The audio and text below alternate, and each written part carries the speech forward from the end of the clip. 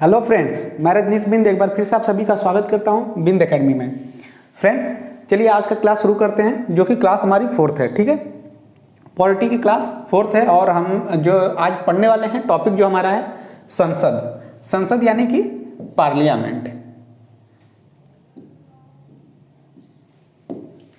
संसद यानी कि पार्लियामेंट। Parliament clear.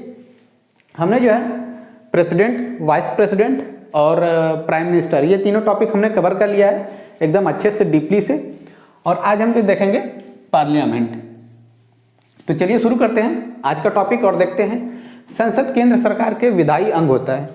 जो पार्लियामेंट होता है वह केंद्र सरकार का यानी सेंट्रल गवर्नमेंट का एक अंग होता है, अहम हिस्सा होता है। क्लियर।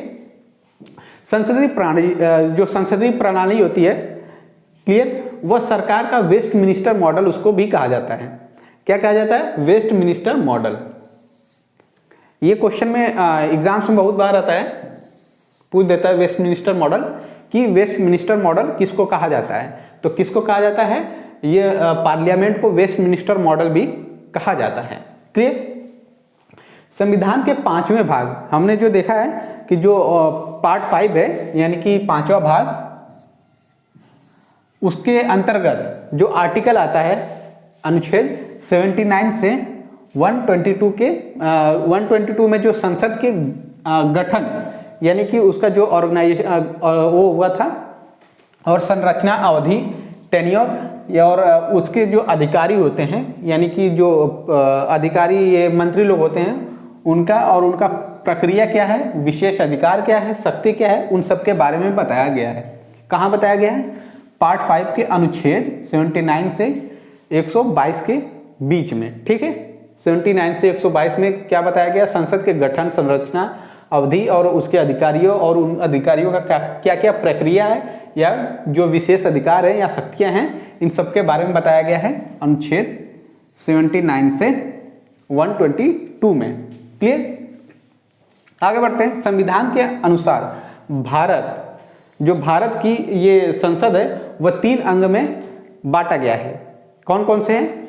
एक तो है राष्ट्रपति, ठीक है, और दूसरा है लोकसभा और राज्यसभा। लोकसभा और राज्यसभा। क्लियर। जो संविधान के अनुसार, क्लियर, कॉन्स्टिट्यूशन के अनुसार जो है भारत का संसद जो है यानी पार्लियामेंट है वो उसको 3 अंग माना गया है। उसके 3 अंग कौन कौन से हैं? ये भी एग्जाम्स पॉइंट ऑफ व्यू से इंपॉर्टेंट है। ये क्वेश्चन पूछता है कभी कभी कि जो पार्लियामेंट के 3 अहम अंग कौन कौन से हैं। तो कौन से हैं? पहला है राष्ट्रपति, लोकसभा और राज्यसभा। क्लियर।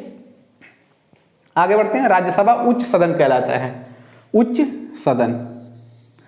जो राज्यसभा होता है उच्च सदन कहलाता है या फिर दूसरों चेंबर कहलाता है या फिर बड़ों की सभा। ये जब हम पढ़ रहे थे इससे पहले हम जो प्राइम मिनिस्टर पढ़ रहे थे तो उसमें हमने देखा था कि दूसरा चैम्बर जो होता है किसको कहा जाता है। तो हमने बोला था ना कि जब हम पार्लियामेंट पढ़ेंगे, लोकसभा और राज्यसभा उसमें पढ़ेंगे तो हम देखेंगे कि दूसरा चैम्बर कौन कहलाता है, पहला चैम्बर कौन कहलाता है, और बड़ों का सदन, उच्च सदन और निचला सदन, ये होते हैं। ठीक है। तो राज्यसभा को किस नाम से भी जाना जाता है? उच्च सदन से भी जाना जाता है। ठीक है, उच्च सदन या फिर दूसरा चैम्बर या बड़ों की सभा। क्लियर। अब देखते हैं लोकसभा को कौन कौन से नाम से जाना जाता है। तो लोकसभा को देखिए, लोकसभा को निचला सदन कहा जाता है। क्लियर। उच्च सदन कौन हुआ? राज्यसभा। लोकसभा क्या हुआ? निचला सदन। क्लियर। निचला सदन, फिर ये पहला सदन और चर्चित सदन। चर्चित सदन यानी कि जितनी भी सभा होती है ठीक है, वो सब लोकसभा में की जाती है। क्लियर। राज्यसभा में राज्य व संघ राज्य क्षेत्रों के प्रतिनिधि होते हैं। जो राज्यसभा होती है उसमें जो हमारे कंट्री में जितने भी स्टेट्स हैं उन सबके और जो यूनियन टेरिटरी है उनके प्रतिनिधि होते हैं। ठीक है। लोकसभा जो है संपूर्ण रूप से पूरे भारत का, पूरे हमारे इंडिया का प्रतिनिधित्व करती है। ठीक है, यानी कि जो भी डिस्कशन होता है पूरे भारत में, भारत का वो कहाँ पे होता है? लोकसभा में होता है। क्लियर?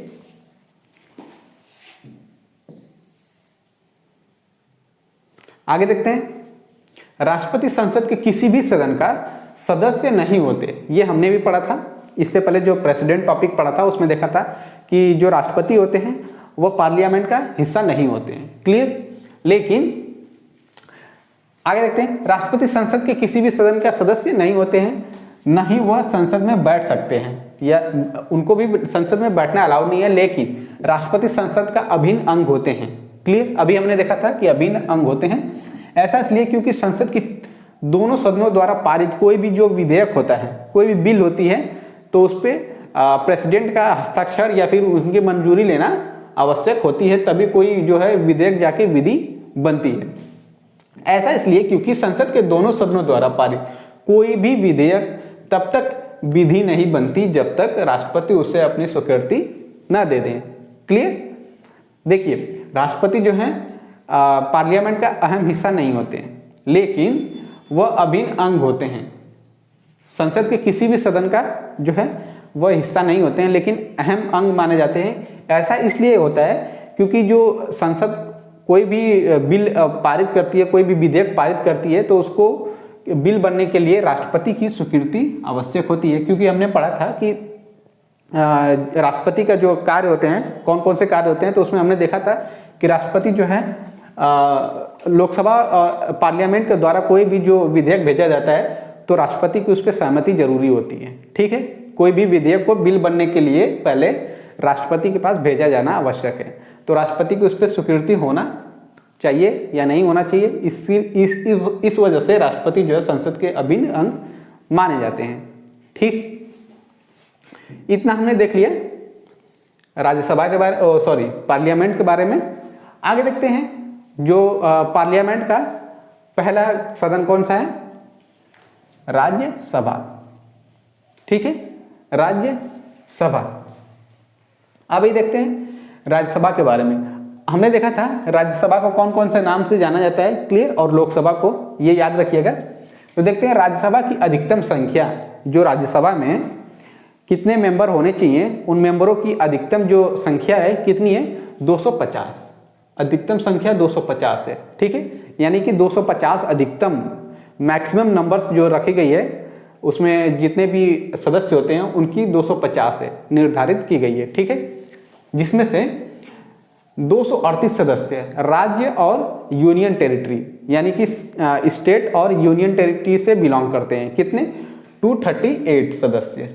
ठीक है, 238 मेंबर्स जो हैं राज्य से और यूनियन टेरिटरी दोनों से बिलोंग करते हैं, और 12 सदस्य जो होते हैं राष्ट्रपति द्वारा नॉमिनेट किए जाते हैं। ठीक है, तो याद रखिएगा कि अधिकतम संख्या, ये एग्जाम पॉइंट ऑफ व्यू से ये दो पॉइंट, पहला पॉइंट और दूसरा पॉइंट, ये दोनों बहुत इंपॉर्टेंट है। तो याद रखिएगा कि अधिकतम संख्या कितनी है? 250 है, और अभी प्रेजेंट में कितनी चल रही है? तो कितनी चल रही है? 245। ठीक, 245। अधिकतम संख्या कितनी रखी गई है? 250 रखी गई है, लेकिन अभी प्रेजेंट में चल कितने रहे, कितने लोग हैं? 245। ठीक है, यानी कि 245 मेंबर्स अभी हैं, जिसमें से 229 सदस्य, 229 सदस्य जो हैं ये स्टेट और यूनियन स्टेट से बिलोंग करते हैं, और 4 जो हैं ये यूनियन टेरिटरी से बिलोंग करते हैं। बाकी जो 12 सदस्य बचे, हमने देखा कि राष्ट्रपति द्वारा उनको नॉमिनेट यानी कि मनोनीत किया जाता है। ठीक, ये हमने देखा था 12 सदस्य जो है राज्यसभा में किया जाता है राष्ट्रपति के द्वारा, जब राष्ट्रपति टॉपिक पढ़ रहे थे। ठीक, तो याद रखिएगा कि जो टोटल संख्या है 250 है। ठीक, लेकिन अभी प्रेजेंट में कितना चल रहा है? 245, जिसमें से 229 सदस्य जो हैं स्टेट से बिलोंग करते हैं, यानी कि राज्यों का प्रतिनिधित्व करते हैं, और 4 जो हैं 4 सदस्य यूनियन टेरिटरी जो है वहाँ से प्रतिनिधित्व करते हैं, और 12 सदस्य तो हमने देखा कि जो राष्ट्रपति द्वारा मनोनीत किए जाते हैं। क्लियर? राज्यसभा जो है निरंतर चलने वाली सभा है। ये भी एग्जाम पॉइंट ऑफ व्यू से इंपॉर्टेंट है। ये भी क्वेश्चंस कई बार पूछता है एग्जाम में कि कौन सी सभा जो है लगातार या फिर निरंतर चलने वाली सभा है, ठीक है। तो कौन सी है? राज्यसभा। क्लियर? राज्यसभा जो है ये निरंतर चलने वाली संस्था है या सभा है, यानी कि यह एक स्थायी संस्था है और इसको कभी विघटित नहीं किया जा सकता, ठीक है। विघटित कर सकते हैं राष्ट्रपति, और वो कौन सी सभा है अभी आगे देखेंगे, ठीक है। हमने ये भी पढ़ा था राष्ट्रपति में कि राष्ट्रपति जो है कौन सी सभा को विघटित कर सकते हैं या फिर कौन सी सभा जो है स्थायी नहीं है। तो ये तो स्थायी है तो इसको कर नहीं सकते। क्लियर? अब आगे देखते हैं राज्यसभा की सदस्यता।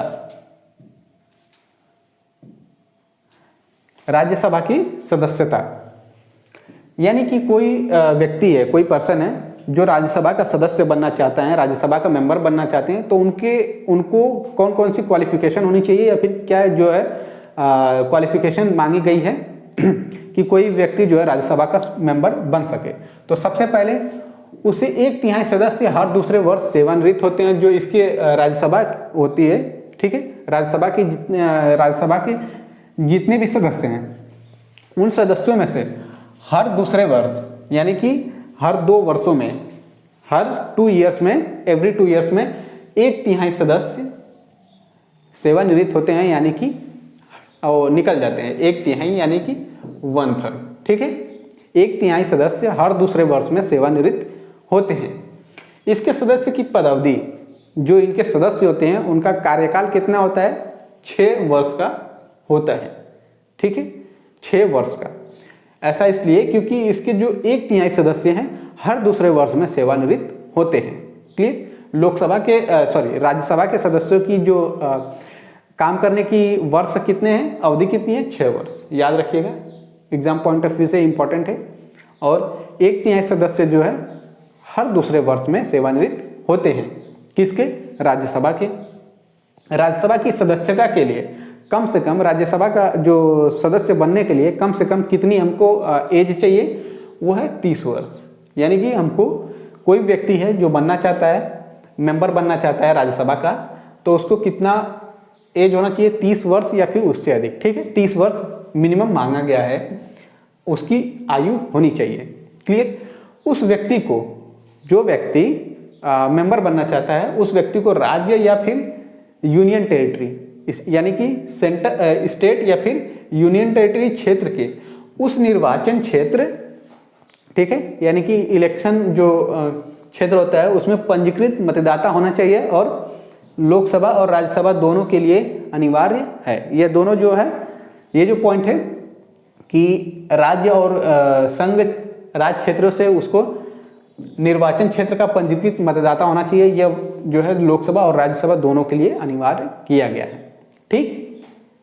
तो हमने देखा कि राज्यसभा के सदस्यों के लिए क्या क्या इसमें बोला गया है कि 1/3 सदस्य जो हैं हर दूसरे वर्ष में रिटायर्ड यानी कि सेवानिवृत्त होते हैं। क्लियर? और एज कितनी है? 30 वर्ष इसकी रखी गई है। किसी व्यक्ति को राज्यसभा का जो है सदस्य बनना है तो 30 वर्ष उसको 30 वर्ष की आयु होनी अनिवार्य है। दूसरा पॉइंट क्या है? उनका कार्यकाल कितना है, टेन्योर कितना है, यानी कि कब तक वो जो है अपना काम कर सकते हैं, कितने वर्षों तक? तो 6 वर्षों तक। ठीक है, कंफ्यूज नहीं होइएगा। अब आगे देखते हैं जो कि हमारा है लोकसभा। हमने देख लिया राज्यसभा, आगे देखते हैं लोकसभा के बारे में। तो लोकसभा के बारे में देखते हैं कि लोकसभा की अधिकतम जो संख्या है, हमने अभी राज्यसभा का देखा था, अब लोकसभा का देखते हैं कि इसके जो मेंबर्स होते हैं कितनी उनकी सीट रखी गई है। तो कितना है अधिकतम संख्या?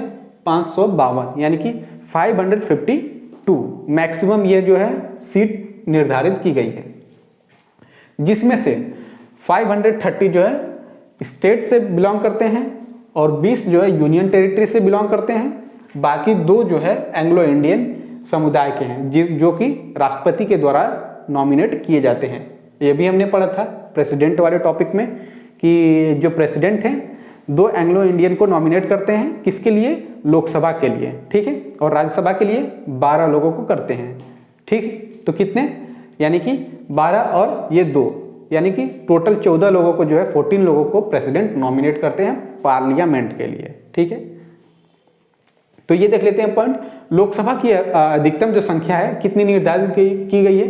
552 यानी कि 552, जिसमें से 530 जो है राज्यों यानी कि स्टेट से बिलोंग करते हैं लोग, प्रतिनिधि होते हैं, और 20 लोग जो हैं यूनियन टेरिटरी से बिलोंग करते हैं, और 2 जो है एंग्लो इंडियन हैं, जो कि राष्ट्रपति द्वारा नॉमिनेट या कि निर्धारित नामित किए जाते हैं। ठीक है, लेकिन अभी देखते हैं वर्तमान में यानी कि प्रेजेंट में कितने लोग हैं।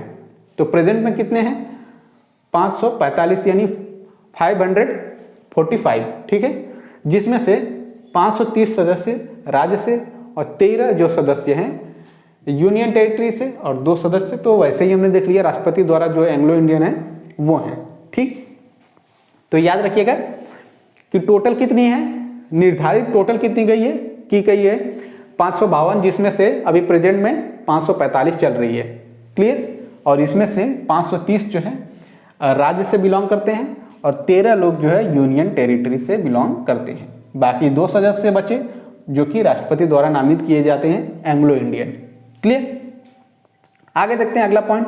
लोकसभा जो है निरंतर रहने वाली सभा नहीं है। हमने देखा था कि लोकसभा जो है निरंतर जारी रहने वाली संस्था नहीं है, ये कभी भी विघटित हो सकती है या फिर इसको राष्ट्रपति कभी भी इस पे अपना जो है इसको विघटित कर सकते हैं। ठीक है, तो ये इंपॉर्टेंट ये भी है, पूछ देता है एग्जाम्स में कि कौन सी सभा जो है निरंतर जारी रहने वाली सभा नहीं है। ऑप्शन में लोकसभा, राज्यसभा ये दे देगा, तो आपको याद रखना है कि लोकसभा जो है ये कभी भी विघटित की जा सकती है, यह यानी कि निरंतर जारी रहने वाली संस्था नहीं है। ठीक है, आगे देखते हैं अगला पॉइंट। लोकसभा की अवधि आपात स्थिति में एक बार में 1 वर्ष तक बढ़ाई जा सकती है। ठीक है, ये भी एग्जाम में कई बार पूछा गया है कि लोकसभा की जो अवधि होती है एक बार में या फिर वर्ष में कब बढ़ाई जा सकती है या कब तक बढ़ाई जा सकती है, ऐसे क्वेश्चन पूछा जाता है। तो लोकसभा की अवधि जो होती है आपातकाल स्थिति में यानी कि इमरजेंसी टाइम में एक बार में 1 वर्ष तक बढ़ाई जा सकती है, एक बार में 1 साल के लिए बढ़ाई जा सकती है। क्लियर, लेकिन इसका जो विस्तार है किसी भी दशा में आपातकाल खत्म होने के बाद 6 महीने से अधिक नहीं होनी चाहिए। ठीक है, यानी कि मान लीजिए ऐसा टाइम आया कि उस टाइम इमरजेंसी हो गया, कोई इमरजेंसी हो गया, तो लोकसभा का जो ये टाइम है एक बार में इसको 1 वर्ष के लिए बढ़ा दिया गया। ठीक है, 1 वर्ष के लिए बढ़ा दिया गया, लेकिन इमरजेंसी खत्म हो गई, तो इमरजेंसी खत्म हो गई उसके बाद ये ज़्यादा से ज़्यादा 6 महीने तक ही रह सकता है। ठीक है, उससे पहले इसको जो है फिर से अपनी सभा संभालनी होगी, उससे ज़्यादा जो है नहीं जा सकता, 6 महीने से ज़्यादा नहीं इसको लगा सकते हैं। क्लियर, इसकी जो अवधि है नहीं बढ़ा सकते। आगे देखते हैं अगला पॉइंट है लोकसभा की सदस्यता के लिए। अब देखते हैं लोकसभा की सदस्यता के लिए कितनी आयु होनी चाहिए, एज होनी चाहिए, जो कि है 25 वर्ष। ठीक, राज्यसभा के लिए कितनी है, 30 वर्ष है, और लोकसभा के लिए कितनी है, 25 वर्ष है। क्लियर, 10वीं अनुसूची, ये जो 10th शेड्यूल है, ये शेड्यूल हमने अभी नहीं देखा है, शेड्यूल अभी हम देखेंगे। जो अनुसूची होती है ये हम ही देखेंगे। हमारे यहाँ पे 12 अनुसूचियाँ हैं। ठीक है, तो उन सभी अनुसूचियों को विस्तार से पढ़ेंगे। अभी हमने नहीं देखा है, सिर्फ इतना देख लीजिए कि जो 10वीं अनुसूची है यानी कि 10th शेड्यूल है, उसके तहत जो निहर्ता होते हैं उनके सवालों का निपटारा राज्यसभा में सभापति करेंगे और लोकसभा में अध्यक्ष करेंगे। ठीक है, ना कि राष्ट्रपति द्वारा किया जाएगा। राष्ट्रपति इसमें हस्तक्षेप नहीं कर सकते। अगर कोई भी व्यक्ति के ऊपर कुछ होता है तो लोकसभा में जो है उसके अध्यक्ष होते हैं, लोकसभा के अध्यक्ष जो होते हैं वह उस पर निर्णय लेंगे, और जो राज्यसभा होता है, राज्यसभा में सभापति होते हैं, तो सभापति के द्वारा राज्यसभा में निपटारा किया जाएगा, न कि राष्ट्रपति करे। ठीक, अब आगे देखते हैं राज्यसभा का सभापति। अब आता है राज्यसभा का सभापति। तो देखिए, राज्यसभा होती है उसका एक सभापति होता है, लोकसभा होता है उसका एक जो अध्यक्ष होता है। ठीक, तो राज्यसभा का सभापति, उसके बारे में देखते हैं। राज्यसभा का पीठासीन अधिकारी जो होता है उसको कहते हैं सभापति, यानी कि राज्यसभा के एक जो सबसे बड़े मेंबर जो होते हैं जो उसको संभालते हैं। जैसे क्लास में एक मॉनिटर होता है, ठीक है, कोई भी ऑर्गेनाइजेशन होती है तो उसमें एक सीनियर होता है, बैठता है।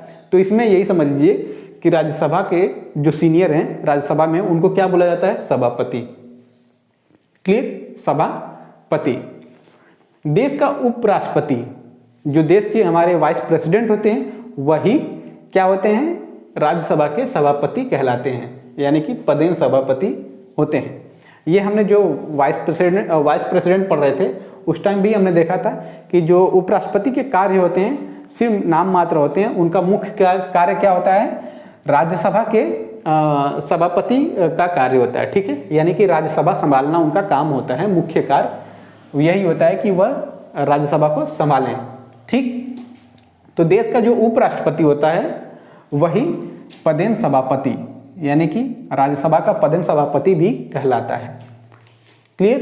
राज्यसभा के सभापति को तभी पद से हटाया जा सकता है जब उनको उपराष्ट्रपति के पद से हटाया जा सके, ठीक है। तो देखिए राज्यसभा के जो सभापति होते हैं उनको हम तब तक हम सभापति के अध्यक्ष से नहीं हटा सकते जब तक कि उनको वाइस प्रेसिडेंट के पद से ना हटा दें। क्लियर? और वाइस प्रेसिडेंट को उनके पद से कैसे हटाया जा सकता है ये हमने वाइस प्रेसिडेंट के लेक्चर में देखा था। तो अगर नहीं आपने देखा है तो डिस्क्रिप्शन में जो है उपराष्ट्रपति का मैं लिंक दे दूंगा, वहाँ से आप जाके देख लीजिएगा, या फिर आप खुद प्लेलिस्ट में जाइए, वहाँ पे वाइस प्रेसिडेंट या उपराष्ट्रपति देखिए, उसमें आपको मिल जाएगा कि उपराष्ट्रपति को उनके पद से कैसे हटा सकते हैं, ठीक है। आगे देखते हैं।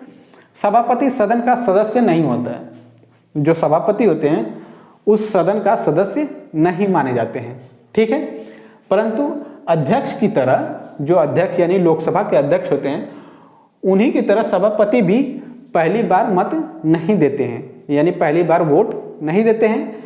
लेकिन जब मत बराबर हो जाता है तो उस स्थिति में यह वोट करते हैं, और ये तभी करते हैं ताकि मत को निर्णायक साबित किया जा सके, ठीक है। यानी कि मान लीजिए एक क्लास है, उस क्लास में एक मॉनिटर है, ठीक, उस मॉनिटर को हम क्या बोल रहे हैं? सभापति, ठीक है, सभापति मान रहे हैं। क्लास में किसी चीज़ पे वोट की जाती है, ठीक है, किसी चीज़ पे वोट किया जाता है, तो उस जो वोट किया जा रहा है, इलेक्शन किया जा रहा है, तो वो बराबर हो जा रहा है, ठीक। तो बराबर होने पे न इधर का न इधर उधर का, दोनों साइड का डिसीजन नहीं माना जाएगा क्योंकि वो बराबर हो गया है, ठीक है। तो उसको निर्णायक बनाने के लिए अब जो मॉनिटर है वो वोट करेगा। अब वो जब वोट कर देगा तो जाहिर सी बात है एक साइड जो है वोट ज़्यादा पड़ेंगे, एक साइड कम पड़ेंगे, ठीक है। तो उसको उस स्थिति में ये जो सभापति हैं वोट करते हैं, न कि वह सदस्य, लेकिन वो सदस्य नहीं होते हैं, ठीक है। जो सदस्य हैं माने जाएंगे, या राज्यसभा के सदस्य नहीं माने जाएंगे, लेकिन वो वोट तभी कर सकते हैं जब वोट बराबर होता है। क्लियर? आगे देखते हैं।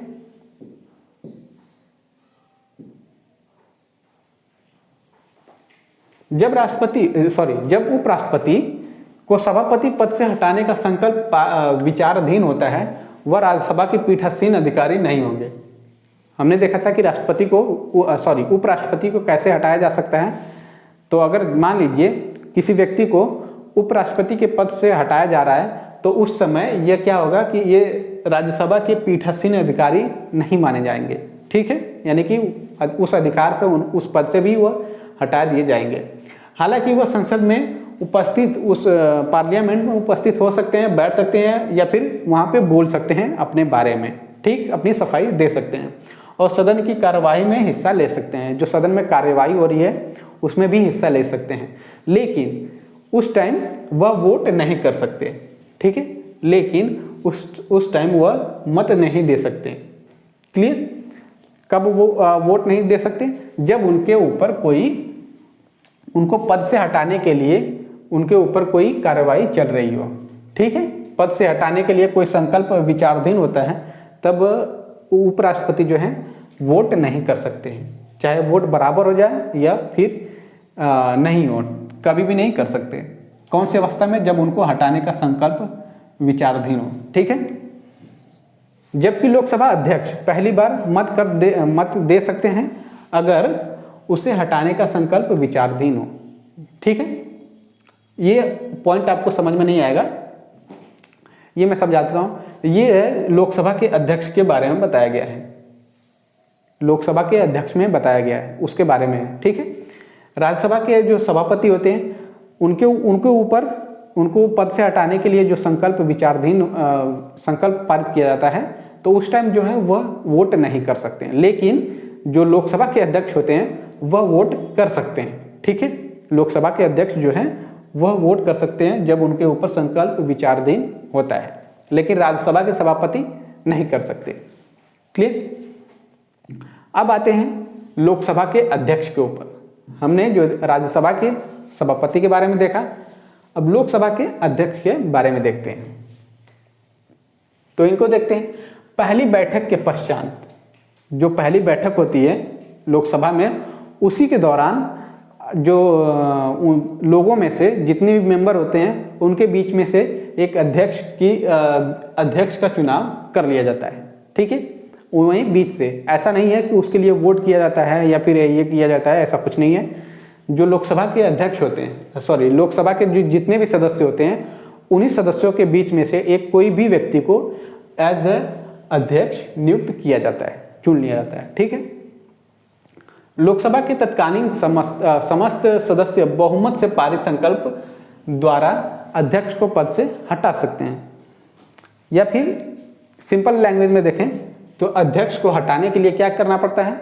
जितने भी सदस्य होते हैं लोकसभा के तत्कालीन, यानी कि जितने भी सदस्य होते हैं, उनका बहुमत, पूर्ण बहुमत यानी कि पूरा बहुमत पारित करके एक संकल्प पारित करना पड़ेगा, उसके द्वारा अध्यक्ष को हटाया जा सकता है। लेकिन ऐसा संकल्प तब तक प्रभावी नहीं किया जा सकता। कब तक? जब तक नहीं किया जा सकता उस संकल्प को प्रस्तावित करने की आश्वस्त है कि कम से कम 14 दिन की नोटिस अध्यक्ष को देनी होगी। ठीक है। देखिए, लोकसभा को हटाने के लिए क्या करना पड़ेगा?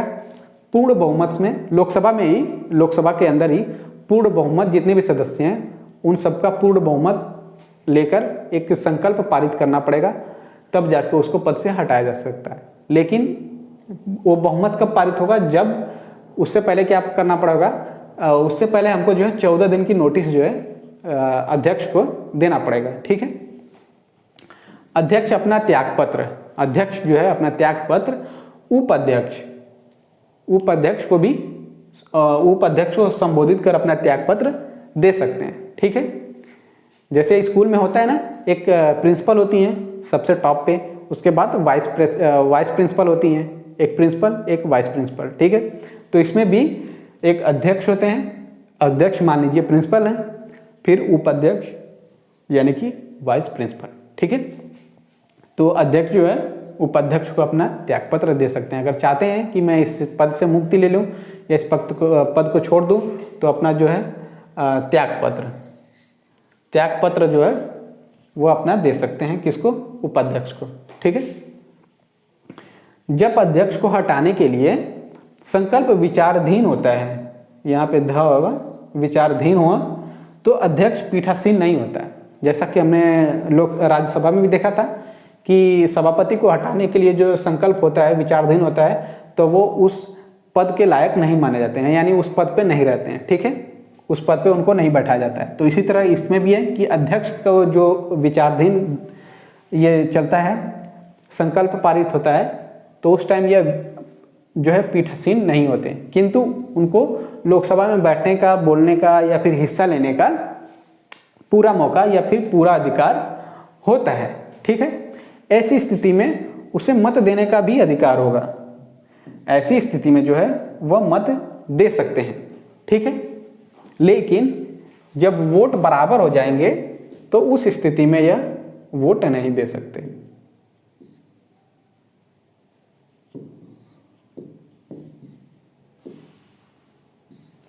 ठीक। अध्यक्ष संसद के दोनों सदनों का संयुक्त बैठक की अध्यक्षता करता है।